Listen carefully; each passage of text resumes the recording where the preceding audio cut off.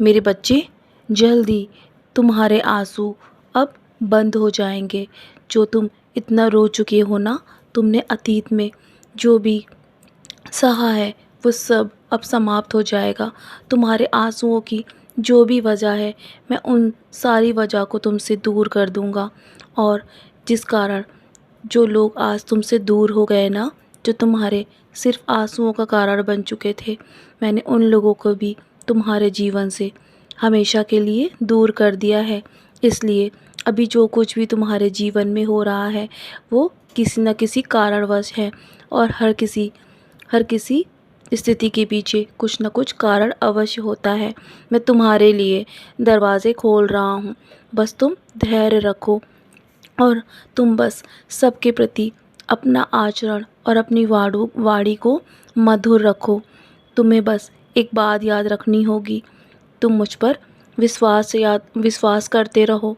तुम्हारा हर काम मैं बना दूंगा, तुम्हें और नहीं टूटने दूंगा। और तुम्हारा विश्वास भी मैं कभी नहीं टूटने दूंगा। जो रिश्ते तुमसे पीछे छूट गए हैं ना, जो तुमसे बहुत प्यार करते थे, पर तुम चिंता मत करो, वो सब मेरी ही लीला के कारण हुआ है। ये तुम नहीं जानते, लेकिन एक समय आएगा वो सारे रिश्ते तुमसे तुम्हारे साथ होंगे और तुमसे वो सब प्यार करेंगे। मेरे बच्चे, जिन सब चीज़ों के लिए तुम तरसते हो ना, वो सब तुम्हारे पास होगा।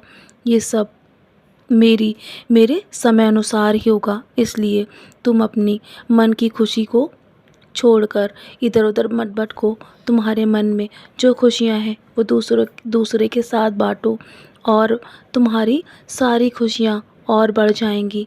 यदि तुम अकेले ही सब कुछ सोच सोच कर परेशान रहोगे तो तुम हमेशा परेशान रहते रहोगे। इसलिए खुद भी खुश रहो और दूसरों को भी रखो। और जब मैं तुम्हारे साथ हूँ तो तुम्हें निराश होने की आवश्यकता नहीं है।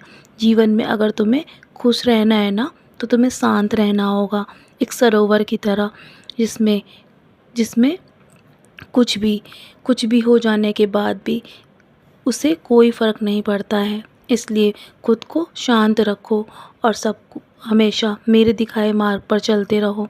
तुम्हारे सारे काम मैं स्वयं बना दूंगा। तुम्हें कुछ भी सोचने की आवश्यकता नहीं है। मैं जानता हूँ तुमने बहुत कष्ट झेले हैं, लेकिन अब सब समाप्त हो जाएंगे। तुम्हारे जीवन में खुशियों के दिन अब शुरू हो चुके हैं और उसकी शुरुआत हो चुकी है मेरे बच्चे।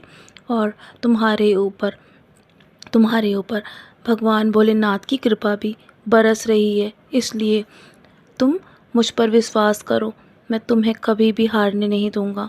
मैंने तुम्हारा हाथ थाम रखा है। हम सब की कृपा तुम पर बरस रही है और मेरा आशीर्वाद हमेशा तुम्हारे साथ है। तो चलो, अब बहुत रात हो गई है, अब सोने की तैयारी करो। मेरी उदी का सेवन करो और सोने से पहले मेरा नाम स्मरण अवश्य किया करो। और हो सके तो अपने माथे पर भी मेरी उदी का टीका अवश्य लगाकर सोया करो। तुम्हारे मन को शांति मिलेगी। सब कुछ मेरे चरणों पर छोड़कर चैन की नींद सो जाओ मेरे बच्चे। बाकी सब मैं संभाल रहा हूँ तुम्हारे जीवन में।